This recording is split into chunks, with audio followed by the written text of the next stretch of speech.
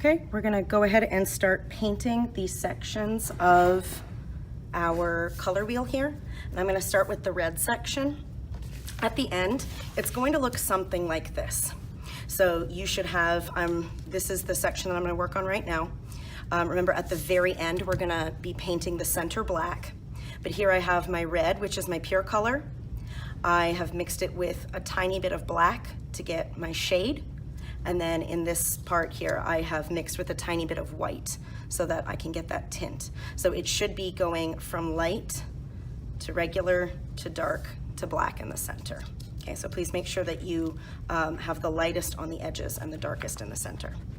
So I'm gonna be working in just this section, and I need a paintbrush, one paper towel, clean water, and my paints. I have red, white, and black.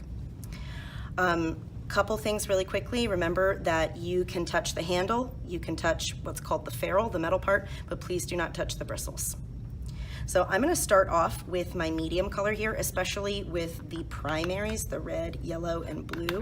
It's a lot easier to start with those because they are going to be pure from the bottle. With some of them, you can see this red is actually a little bit thin. So I'm definitely going to need a couple layers of this as well. This paintbrush is, there we go. So some of the paintbrushes may have a little bit of stuff left in them. It's also just a good idea to kind of get the bristles a little bit wet so that they'll move a little more. Sometimes they can get stiff when they dry. So you just want to try and be really, really careful to stay within the lines of each section. It's okay if you get a little bit over. Acrylic paint is opaque, so the great thing is you can actually just cover over it with another color once it dries. Sometimes it takes a couple layers, but it'll get covered. Okay, so I'm trying to build up the color in this section. You don't want to have like giant globs on your paper either though, because it will take a really long time to dry, and that'll make things difficult. So you want to work in thin layers and build those layers up.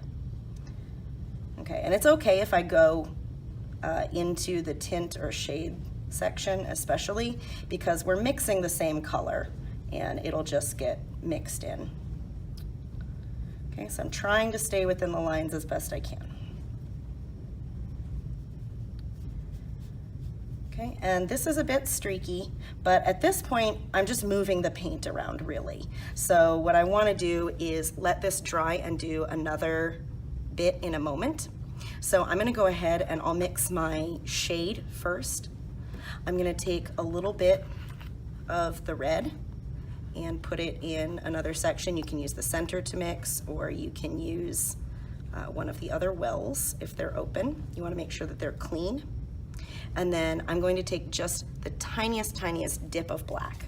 But the thing is, I want to make sure that I clean my brush out very well in between going from one color to another. Now this has a bunch of water in it, and it also still, as we can see, has a little bit of color. So I'm going to go back, rinse it again, and that's pretty good. So I'm literally just going to take the tiniest bit of black on my brush and mix it in with this red here. And once that's fully mixed in, we're going to compare this to the original red so you can see that it has gotten darker. You want to try and mix it really well so that you don't have any streaks of black or red in there. We want it to be a consistent consistent shade of red. Okay, so as you can see, comparing it to that original one, it's a little bit darker now. So we have made maroon. So I'm going to, as you can see, I can kind of clean up the edges of where that red went into my shade section. And this is still a little bit thin, so I probably am gonna have to do a few layers. But each time I want to make sure that I completely cover the whole section, because as I work those layers, it's very hard to mix exactly the same color each time.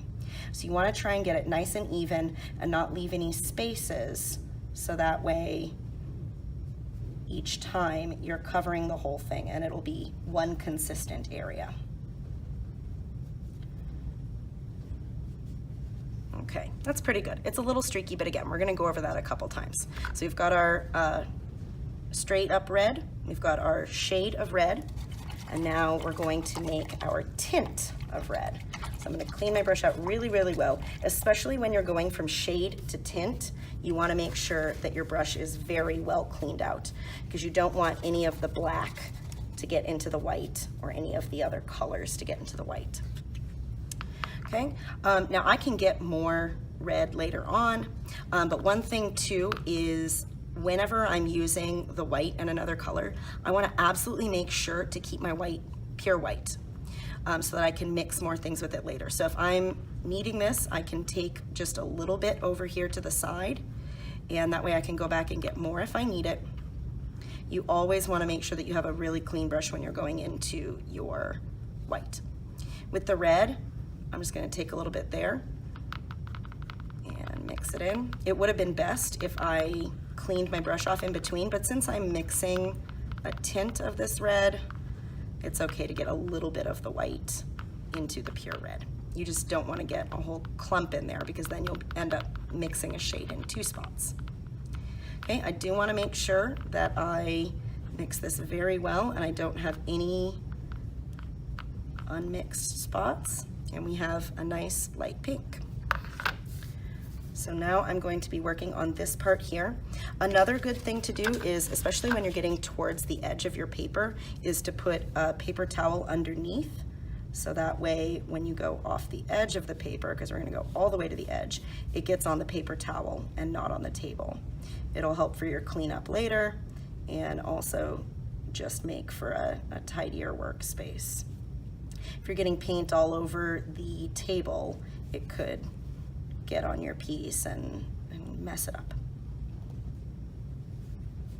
Okay, and again, I'm not worrying too much about the fact that this is going a little bit over into the next section. Ooh, and I ended up getting some on my hand too, so be really careful to keep your hands and brushes very clean.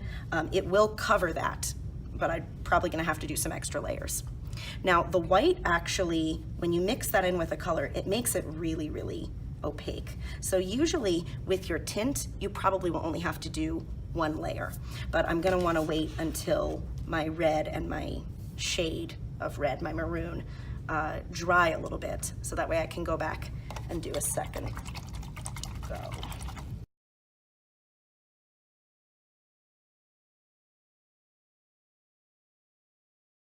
Right here, and I'm going to be painting in this area. Just like I did before, I'm going to take my plain color and fill in the middle section first.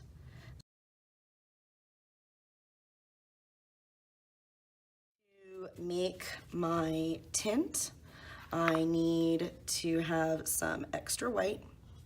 And also remember, whenever you are dipping into your white, you want to make sure that your brush is as clean as possible so you don't contaminate it. And I'm just going to scoop a little bit of my yellow. And that should get me a lighter tint of yellow. You want to make sure that you mix it completely so you don't have any streaks. And if I hold this over the original yellow, we can tell that yes, that is a lighter tint, so we are good to go.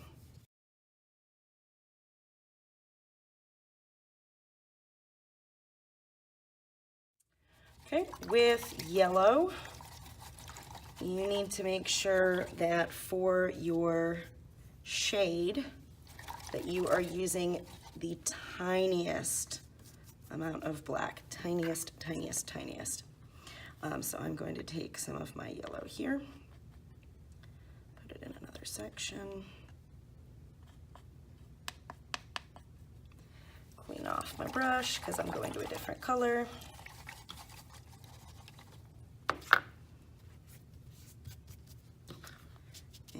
I'm going to take literally the tiniest, that's even too much. Scrape some off, the tiniest amount of black to mix in. The yellow will turn green and gross so quickly. And this already, even that little bit is kind of verging on too much there. Yeah, it's kind of yucky, greeny yellow, but hey, it's a shade.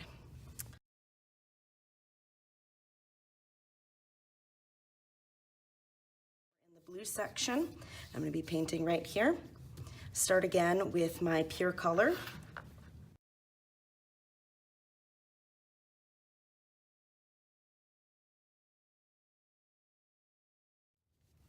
So I'm going to get a good bit of white in one of the wells.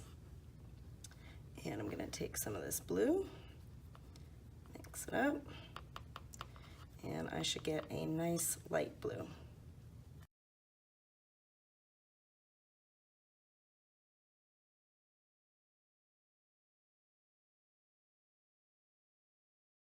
Now for my shade, I'm going to take some blue in one of the other wells.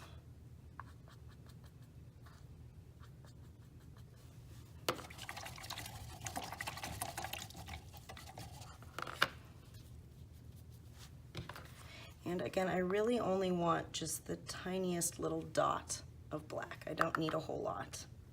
You can always add more, but you can't take it out. So make sure that you aren't just putting a gigantic blob of black in there. That's definitely darker.